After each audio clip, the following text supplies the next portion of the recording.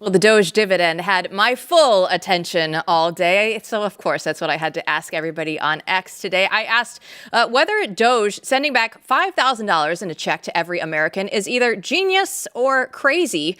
And here are some of the best responses. One, we'll start out with our coworker, Jason Buttrill, who is one of the head writers for Glenn Beck. He said, bad idea. The entire point is to pay down our debt and balance the budget. Use the money for that instead of long-term effects would be greater. Now, again, that's one viewpoint, and I do like that Jason is throwing that out there. But yeah, kind of, right, Matthew? Well, I mean, Jason makes a great point. Of course, it's not the point that the people want to hear. But, you know, I think there is a way to do both. But it wasn't just Jason. I will say a lot of people in our audience are very fiscally conservative, and a lot of people echoed his thoughts. So that's a good one.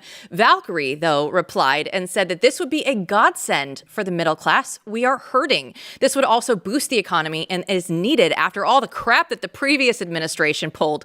As long as the plan to clear out our national debt is on track with this distribution of funds, I'm all in. And I think that's a great point as well, because if you're telling me $5,000, I mean, that is a meaningful amount of money to a lot of people in this country right now.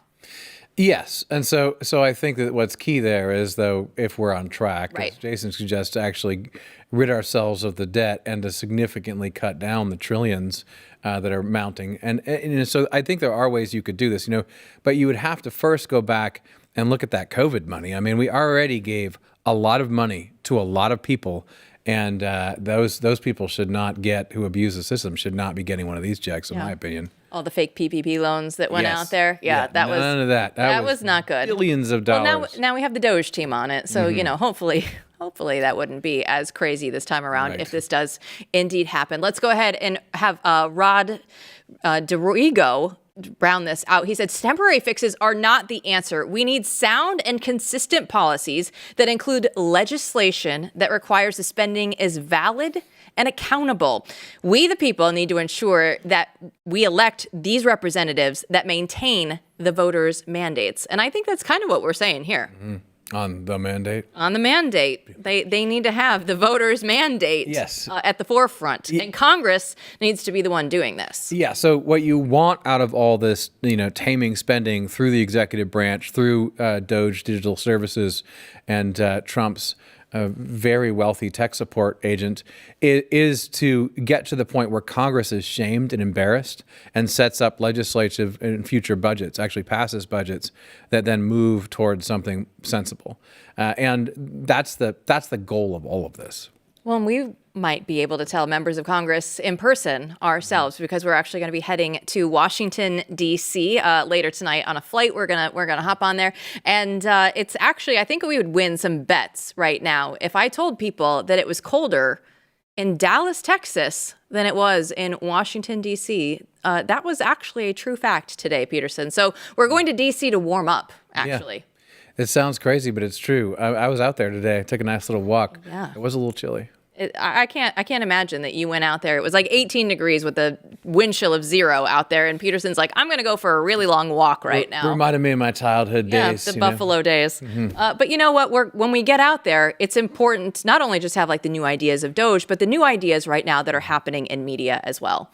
Yeah. So one of the keys that we're going to need everyone who's in government and everyone who's trying to affect change right now to really grasp, and I think they do, but we need to see it develop, and it's going to be cool for you, the audience, to see it develop over the next few years, is that if you are in power in these institutions and you are a reform agent, you are someone who is there to deeply reform the entire system to create something good, you got to stop using the mainstream media.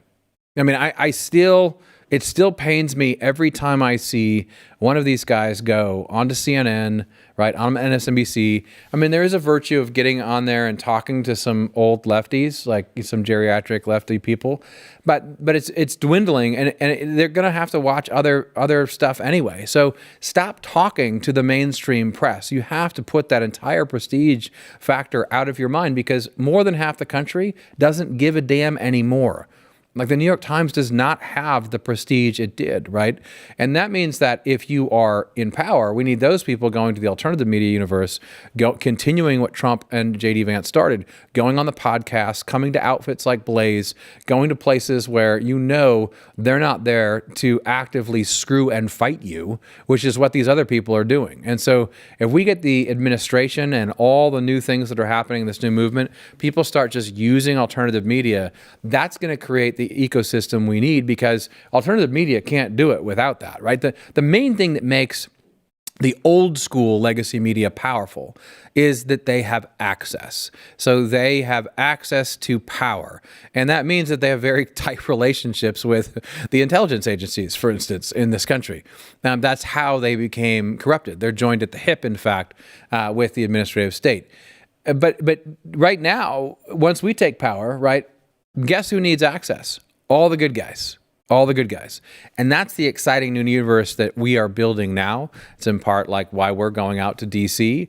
That's the new ecosystem that we're building, where you have people in Congress and people throughout the administration who are going to come to new outfits or alternative outfits like Blaze as we grow.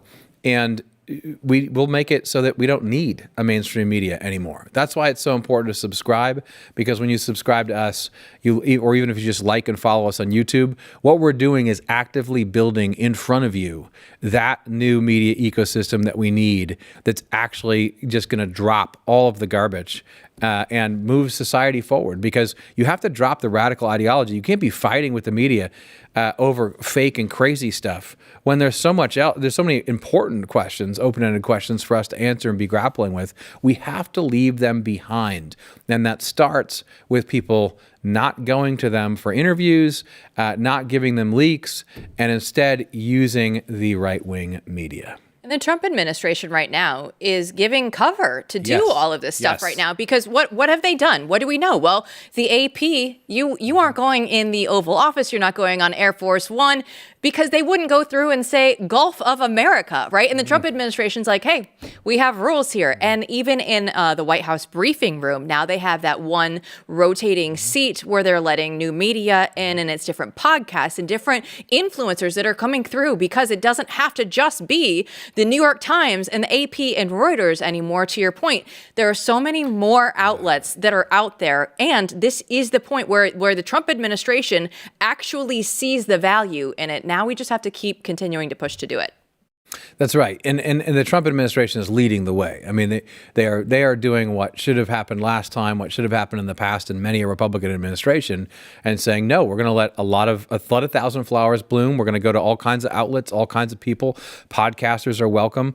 And what you have to understand is that we all need to just acknowledge that, right? This is the mission. The mission is to ignore the legacy media. They are corrupt. They are fake news. They have failed. And then we build together this new thing by moving in the direction that the Trump administration is already moving. And as we do that, some amazing stuff will evolve. Like there'll be shows that no one's thought of before. There'll be new stars. There'll be all kinds of new ways of delivering news.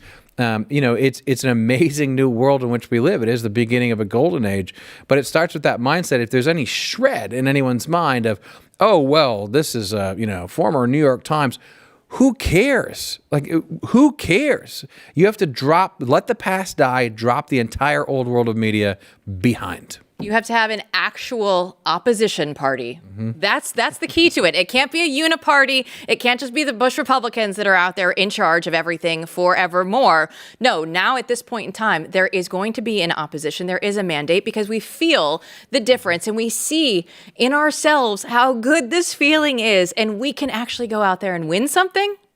Oh, yeah. And the media, the new media is part of the mandate. The mandate is about a new culture, a new political system. It's really an old one, going back, refounding to the founding in the Republican form of government. And a new media and culture, that's what we're going to build. That's what we're doing every day.